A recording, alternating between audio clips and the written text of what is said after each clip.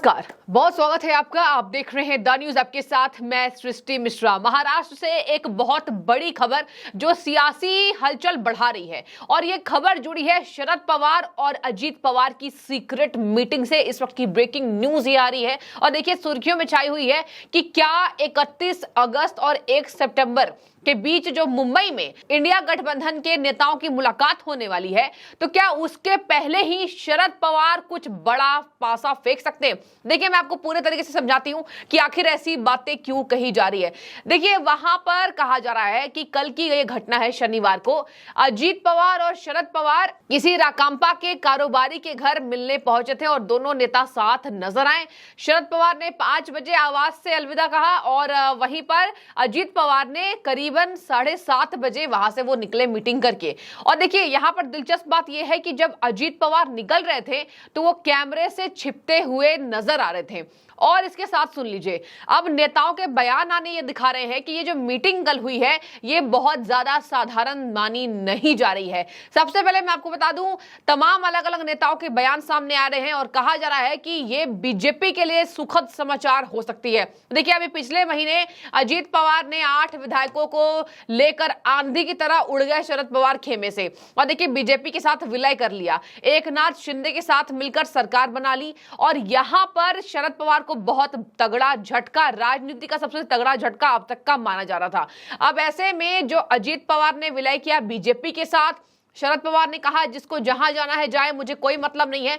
लेकिन क्या अब प्रधानमंत्री के कार्यक्रम में शिरकत करना, उनके साथ हंसना बोलना, मुलाकात करना, इसके बाद भतीजे से रूठना नहीं। देखिए रूठे नहीं हुए हैं, अगर इतनी नाराजगी होती तो मीटिंग में नहीं जाते। अब ऐसी मीटिंग हुई है जिससे कहा जा रहा है कि ये खबर तेज हो गई है कि शरद पवार को मनाने के लिए कल अजीत पवार उनके साथ मिलते हुए नजर आए। देखिए शरद पवार अपने चाचा को साहेब बोलते हैं, उन्होंने कहा यह भी कि मैं हमेशा ही साहेब के साथ रहूंगा। और शरद पवार से अगर पूछा जाए, मीडिया पूछती है, तो शरद पवार ने कहा कि मैं INDI गठबंधन को नहीं छोड़ूंगा जो अपने आप को इंडिया बता रही है। तो देखिए शरद पवार कुछ बोल नहीं रहे हैं, लेकिन अलग अलग नेताओं के बयान सामने आ रहे हैं। मैं आपको बता दूं कि इस बीच राकांपा नेता अमोल मिटकरी ने क्या कहा। देखिए अमोल मिटकरी ने कहा ये दोनों नेताओं के पारिवारिक मुलाकात हो सकती है। बिल्कुल नहीं, इस पर चुप्पी साधी जो शरद पवार का खेमा है, अजीत पवार का खेमा है। अब मैं आपको बता देती हूं कि किस तरीके से कांग्रेस नेता क्या कह रहे हैं। देखिए कांग्रेस नेता कह रहे हैं, नाना पटोले जी, नाना पटोले कह रहे हैं कि हमें कोई मतलब नहीं है कि गठबंधन के अंदर पार्टी क्या कर रही है, बस गठबंधन ठीक चलना चाहिए। उन्होंने ये भी कहा कि ये जो मीटिंग हुई है हम सभी लोगों को साथ लेकर चल देंगे जो भाजपा के खिलाफ लड़ने के लिए एकजुट हुए। ये कहा है नाना पटोले ने, कांग्रेस नेता हैं। इन्होंने कहा कि जिसको जिससे मीटिंग करनी है कर ले, लेकिन हम केवल ये बातें तय कर रहे हैं कि भाजपा के खिलाफ हमारे साथ कौन कौन साथ आएगा, हम उसको लेकर चलेंगे। लेकिन देखिए यहां पर अब बीजेपी विधायक ने चुप्पी तोड़ दी है और देखिए बीजेपी विधायक ने कह दिया, अतुल भातखलकर बीजेपी विधायक हैं, और देखिए इन्होंने कह दिया कि हमसे मत पूछिए, जयंत पाटिल से पूछिए। देखिए दर्शकों, जयंत पाटिल भी मौजूद थे, अभी अभी उन्होंने भी अजीत पवार का दामन थामा है। और देखिए जयंत पाटिल भी साथ है, बहुत बड़े नेता हैं, प्रफुल्ल पटेल जैसे बड़े नेता जो महाराष्ट्र की सियासत को समझते हैं। अब जयंत पाटिल से जब मुलाकात उन्होंने की तो इस पर इन्होंने कहा कि हमसे मत पूछिए, जो अतुल भातखलकर हैं, बीजेपी विधायक हैं, इन्होंने कहा हमसे मत पूछिए, पवार साहब से पूछिए या फिर जयंत पाटिल से पूछिए। अभी अभी जयंत पाटिल ने शरद पवार के खेमे को अलविदा कहा है। देखिए ऐसे में बीजेपी विधायक ये बात मानने को तैयार नहीं है कैमरे के सामने कि अजीत पवार और शरद पवार की ये मीटिंग राजनीतिक थी। बिल्कुल नहीं, अभी कोई कुछ नहीं बोल रहा है। लेकिन आपको बता दें कि बहुत बड़ी खबर ये इसलिए है क्योंकि इससे समझना बेहतर है, शरद पवार कभी भी बिना दिलचस्पी वाले काम करते नजर नहीं आते हैं। अगर वो अपने भतीजे से मिल रहे हैं, अगर ये तक खबर सामने आ रही है कि NDA में आने के लिए मजबूर कर रहे हैं अजीत पवार तो देखिए कुछ भी हो सकता है। अभी अभी तीसरी मीटिंग इंडिया गठबंधन की होने वाली है मुंबई के अंदर। पहली मीटिंग पटना, दूसरी मीटिंग बेंगलोर और अब तीसरी मीटिंग मुंबई में होगी। बहुत तगड़ा झटका ये लग जाएगा अगर अजीत पवार चाचा को मनाने में कामयाब रहे। और शरद पवार को भी ऐसा लग रहा है कि अजीत पवार 8 बड़े बड़े विधायकों को लेकर निकल लिए हैं पार्टी से, तो क्या ऐसे में शरद पवार की नैया डूब रही है?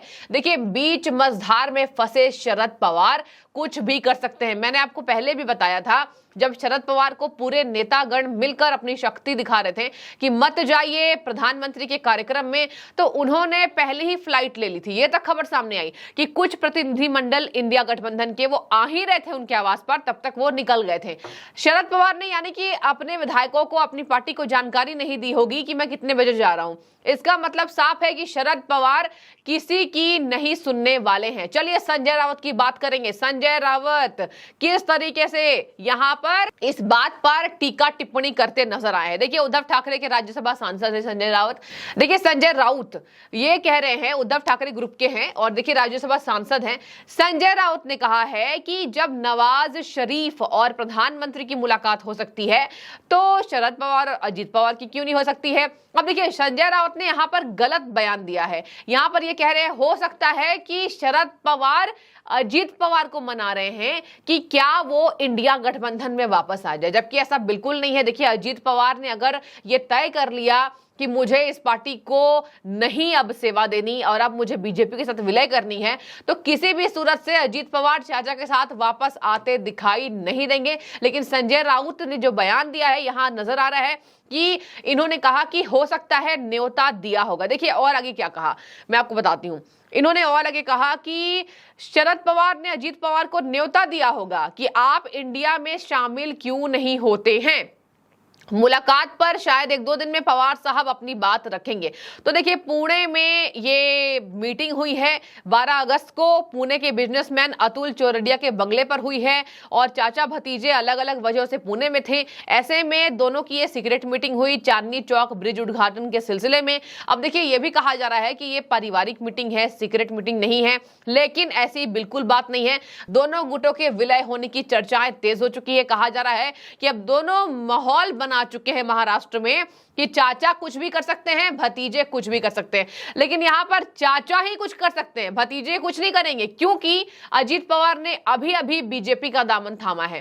तो देखिए बीजेपी कैडर मजबूत हो रही है, डबल इंजन की सरकार वहां बन चुकी है। और ऐसे में अजीत पवार अगर चाचा को मना लेते हैं तो महाराष्ट्र में इससे बड़ी सियासत जब से एनसीपी का जन्म हुआ है उसके बड़ी खबर नहीं होगी। मतलब एनसीपी जब से पार्टी रही है इतने साल बीत गए, अगर शरद पवार इस बात को मान जाएंगे, एनडीए में शामिल हो जाएंगे, तो देखिए ये सबसे बड़ा राजनीतिक घटनाक्रम महाराष्ट्र का माना जाएगा। और कहा जा रहा है कि ऐसा कुछ भी हो सकता है। 60% चांसेस हैं कि शरद पवार बीजेपी में आ सकते हैं। और जिस तरीके से यहां पर 2 फाड़ पहले से ही हो गई और अब यहां पर एकनाथ शिंदे की सरकार मजबूत होती दिखाई दे रही है, तो देखिए कुछ नहीं है, ये 24 की तैयारी तेज कर रहे हैं अजीत पवार। आगे मैं आपको बता दूं, यहां पर देखिए 2 घंटे की इनकी मुलाकात हुई थी और लगातार इस पर अलग अलग सुर्खियां अखबार निकाल रहे हैं और कह रहे हैं कि ये मीटिंग सीक्रेट है और ये मीटिंग असाधारण है।